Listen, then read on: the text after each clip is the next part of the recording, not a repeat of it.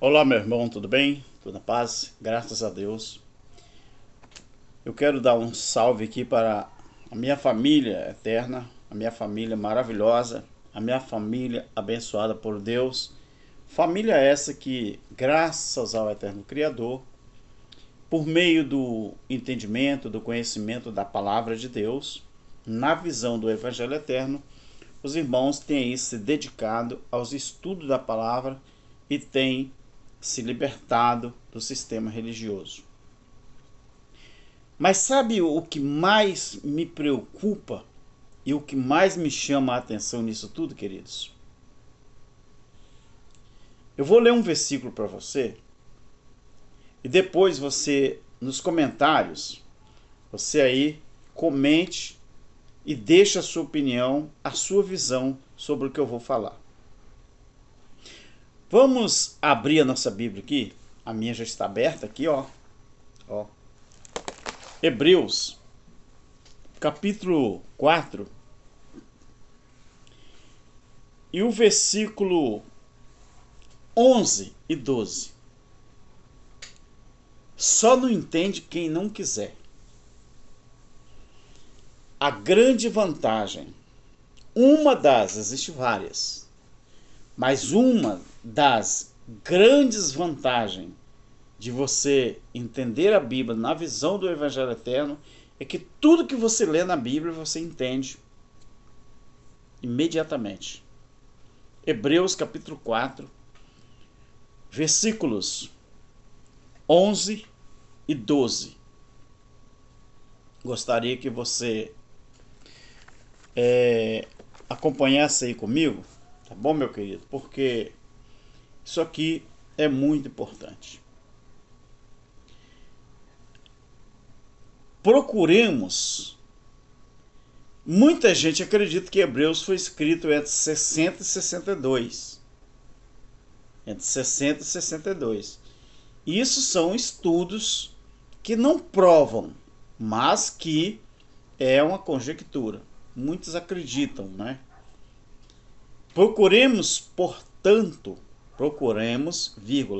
Portanto, entrar naquele descanso para que ninguém caia no mesmo exemplo de desobediência.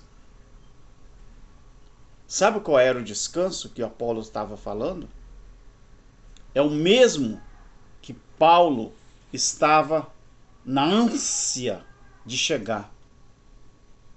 Período das eras, o evangelho eterno, onde ninguém mais precisaria viver de acordo com a religião judaica, os preceitos judaicos, os mandamentos judaicos, veriam como se fosse o princípio.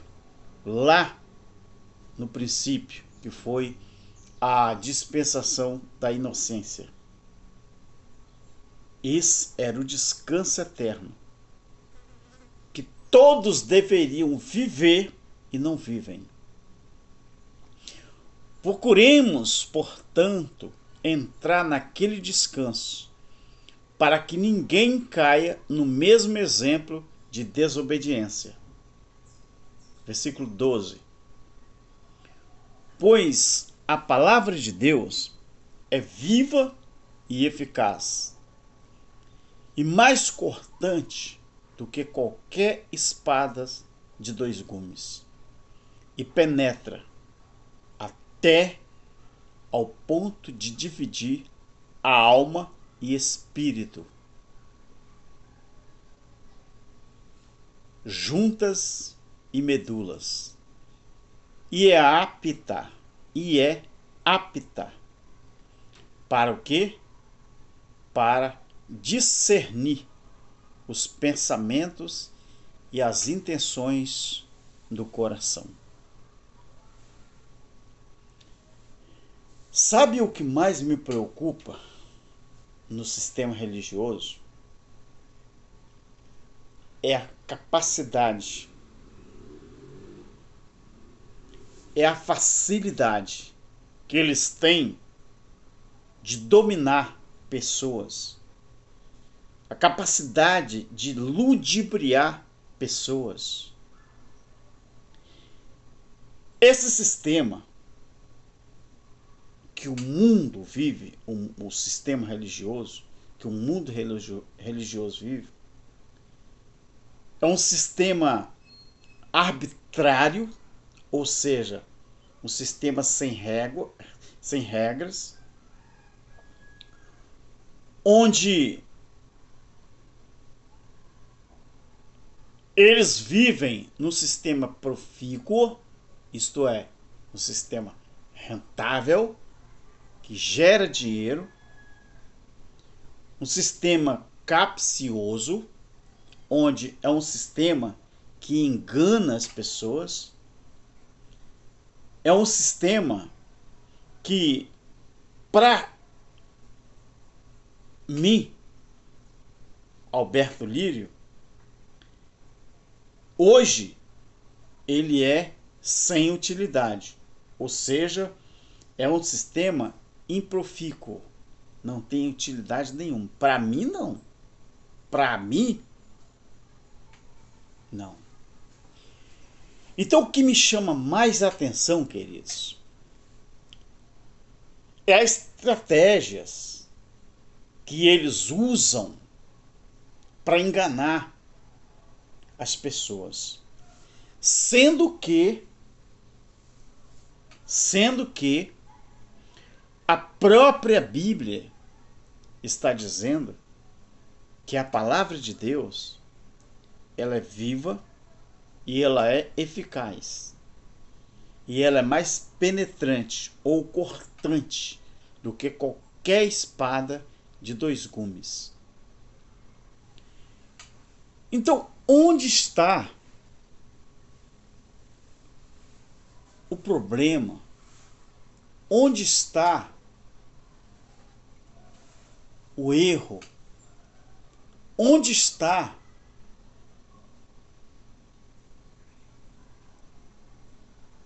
vamos dizer, esse mistério em que o sistema religioso consegue enganar as pessoas muito fáceis?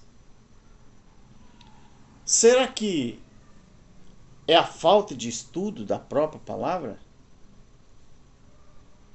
Será que as pessoas estão valorizando mais a palavra, Será que as pessoas estão valorizando mais os seus líderes do que a própria palavra de Deus? Será que não é porque as pessoas deixaram de ouvir a voz de Deus através da sua palavra?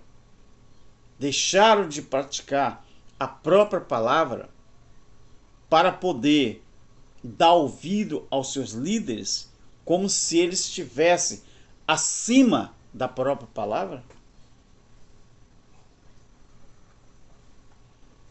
O que está acontecendo? Onde está o problema? Será que nós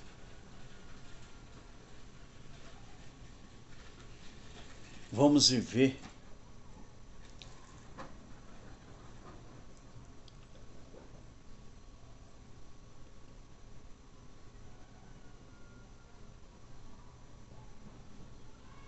a ponto de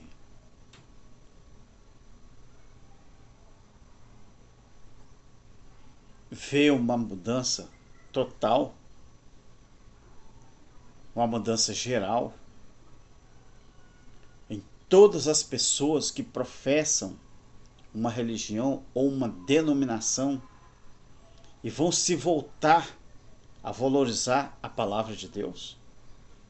Será que eu, Alberto, ainda vou alcançar isso? Mas eu acho que não. Sabe por quê? Preste atenção no que eu vou te falar. Se a palavra de Deus, que é viva e eficaz e mais penetrante do que qualquer espada de 2 gumes, e penetra até o ponto de dividir a alma e espírito, juntas e medula, e é apta para discernir os pensamentos e intenções do coração. Se as pessoas estão menosprezando isso aqui, o que mais elas precisariam ler ou ter acesso para que possam entender que o reino de Deus já foi estabelecido há muito tempo atrás.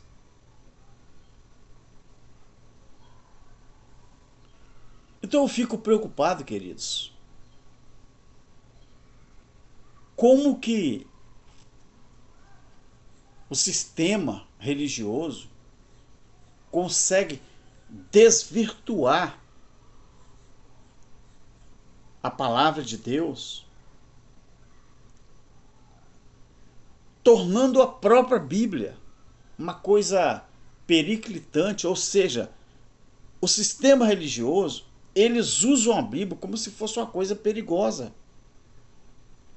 Haja vista que eles usam a Bíblia para ameaçar as pessoas. Eles usam a Bíblia para desfazer o que aconteceu na cruz. Eles usam a Bíblia para mentir ou desmentir os ditos do próprio Jesus ali na cruz do Calvário. Então, se as pessoas estão propensas a acreditar na mentira, o que eles vão usar mais para se libertar? Eu estava conversando com um primo meu primo é do sistema, ele frequenta denominação. Por sinal, é um assembleiano, que nós fomos criados, né? A nossa família foi criada dentro das Assembleias de Deus. E eu passando por um problema emocional, não é? E eu fui cair na besteira de mandar um áudio para ele e tentando dividir, né, o meu problema para ver se eu pudesse ter uma ajuda, né, um apoio moral. E sabe o que ele me disse?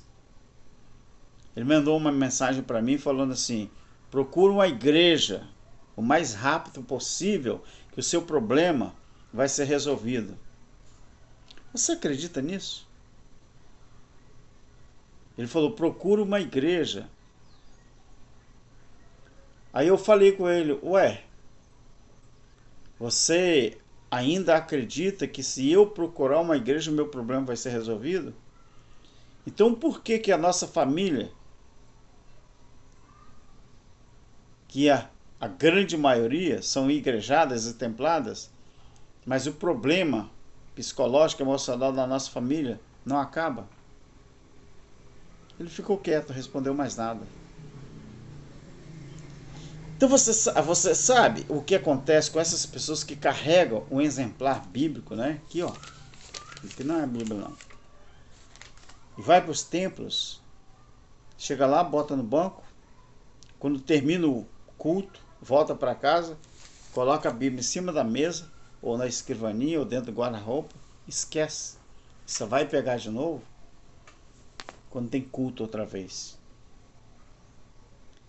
Então esse tipo de gente, eles têm tempo para tudo, para trabalhar, para passear, tem tempo para fofocar da vida dos outros, tem tempo para fazer os seus piqueniques, tem tempo para viajar, comemorar os seus aniversários de casamento, aniversário da idade, mas não tem tempo de estudar a Bíblia. O religioso, ele é assim. Ele não tem tempo de estudar a palavra.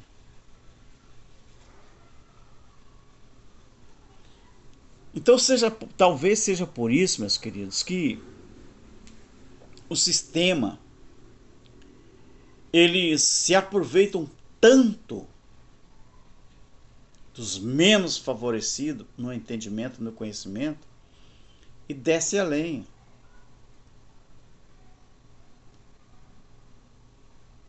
É maravilhoso quando a gente pega a palavra de Deus e entende um versículo desse aqui. Procuramos, portanto, entrar naquele descanso. Esse naquele está apontando, porque esse aqui é um verbo indicativo, naquele. Qual o descanso? O próprio Deus falou que muita gente não alcançou o descanso por causa da desobediência. A própria Bíblia está dizendo aqui que Apolo também diz, para que ninguém caia no mesmo exemplo de desobediência, ou seja, muita gente, por desobedecer a ordem de Deus, não pôde entrar no descanso eterno, o sábado eterno, o descanso eterno, que o próprio Deus comparou como o período eterno. E o período eterno, qual seria? A era do reino de Deus estabelecido como nós vivemos hoje. Hoje. Sim, hoje.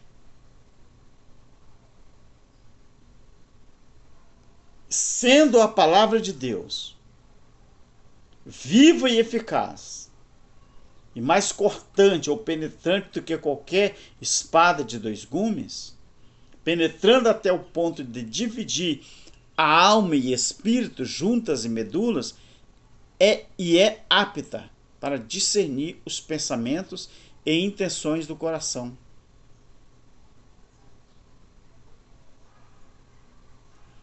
Aí você fala assim, qual é o contexto desse versículo?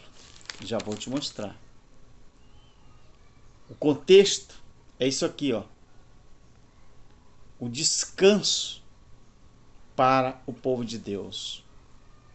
Olha o que diz o capítulo 4, a partir do versículo 1, que é o contexto. Temamos, portanto, que, tendo-nos sido deixada a promessa de entrar no seu descanso, suceda parecer que algum de vocês tenha falhado. Porque também, o advérbio é importante, a nós foram anunciadas as boas novas. Qual seriam as boas novas? Qual seriam as boas novas que foi anunciado a eles lá no ano 60, 62? Hein? O juízo aconteceria no ano 70, não é?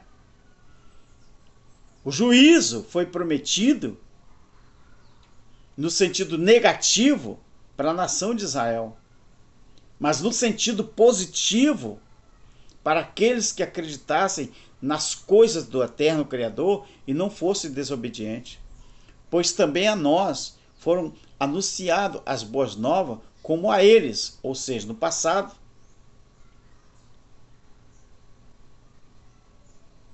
Mas a palavra que ouviram nada lhes aproveitou, visto não ser acompanhada pela fé naqueles que a ouviram. Ora, nós, os que temos crido, entramos no descanso, tal como disse: assim jurei na minha ira, que não entrarão no meu descanso. Contudo, portanto, porém, as suas obras foram acabadas desde a fundação do mundo. A Bíblia não fala nada sobre o Evangelho Eterno, não? O Evangelho Eterno está no coração de Deus desde a fundação do mundo. O descanso eterno de Deus para os seus está no coração de Deus desde a criação do mundo. Porque em certo lugar disse ele assim do sétimo dia. Olha o que ele falou sobre o sétimo dia, que era o sábado, para os judeus. Olha o que ele falou. E descansou Deus no sétimo dia de todas as suas obras. Isso é o quê? E outra vez, no mesmo lugar, não entrarão no meu descanso, visto restar que alguns entrem nele e que aqueles a quem primeiro foram pregadas as boas novas não entrem por causa da desobediência.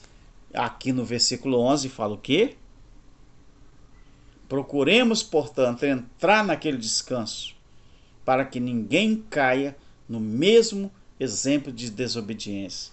Agora eu quero fechar o vídeo e deixando um checkmate.